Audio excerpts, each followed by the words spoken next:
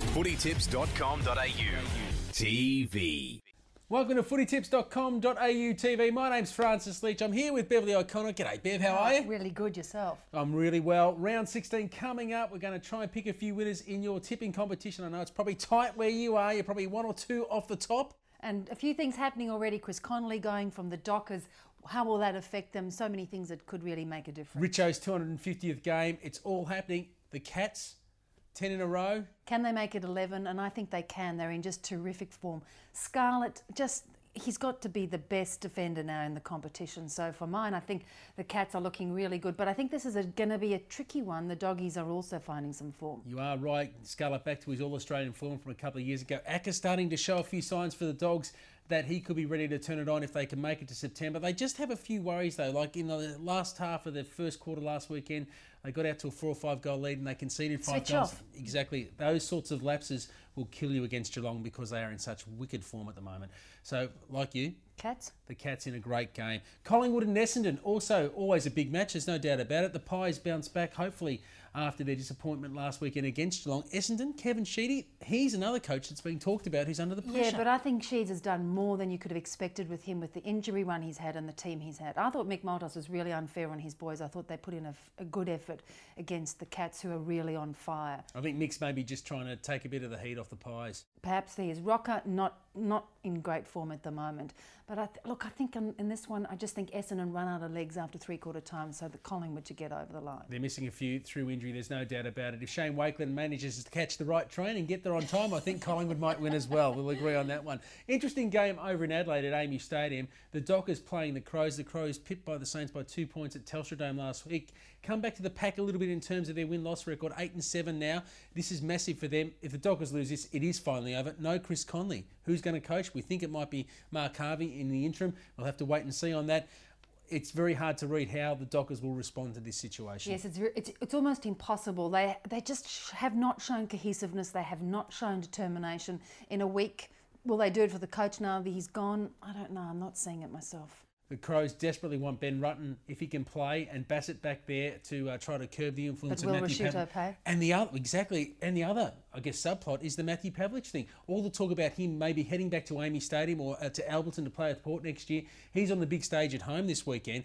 No Chris Conley, who he says has been his mentor. He could produce a really special one. So what are you going to do? I think just on the fact that the Crows are at home and they win well there, that the Dockers might struggle to win despite the tumultuous week they've had. I'm with you too, Adelaide. West Coast and Sydney. The game that has produced...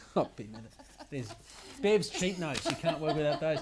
West Coast and Sydney, the game that's produced so many cliffhangers in the last couple of years. Not this time, I don't think. I mean, the West Coast are just decimated with injury. And I think, Judd, if he plays, he's looking very hampered. The only key might be if they can bring Cousins back if he's ready. But would they want to bring him back when clearly they are undermanned? Kerr also will return. No Embley, and there are others. Wirrapunda also missing. But the Swans have their own injury concerns. Barry Hall is no certainty to play. Ty Kennelly, ever since he injured himself early in the season, has been in and out of the side with injury. So if Hall and Kennelly don't play, then I think that evens it up and West Coast can win. If they both play and they're able to make a contribution, you'd go with the Swans. So I reckon hang off with your tip till the very end before your closing date to make sure that you know who's in and out of the teams, because that one's going to be tough. West Coast for me if Hall doesn't play. Oh, okay. Yeah, perhaps. No, I still think Sydney will get across the line. Oh, having a bit each way there. St Kilda and Hawthorn, last time they played it was a shocker. One of the worst games of footy I've ever seen.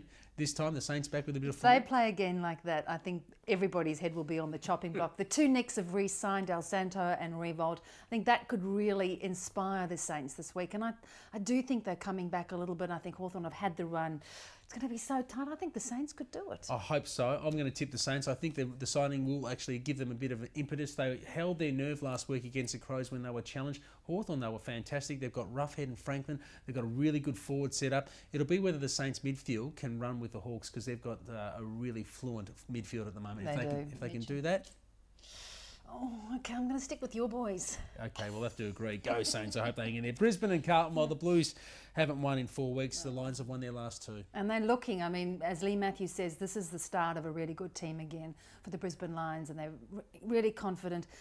Carlton's defence is just not great at the moment, and with Jonathan Brown, I mean, he was just running all rampant last week. I think the Brisbane are going to be too strong. Richmond and Port Adelaide. Tigers have won 1.5 games this year. Got to give it to Port Adelaide. It's not going to be 2.5 after they play Port. And the Kangaroos in Melbourne, I'm sorry to say, the Roos coming back from Subiaco.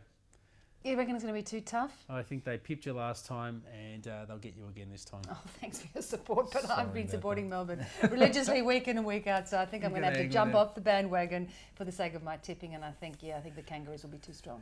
Bev, good to talk to you. Always. Good luck with your tips. Thanks for watching, and we'll be back next week with footytips.com.au TV. footytips.com.au TV.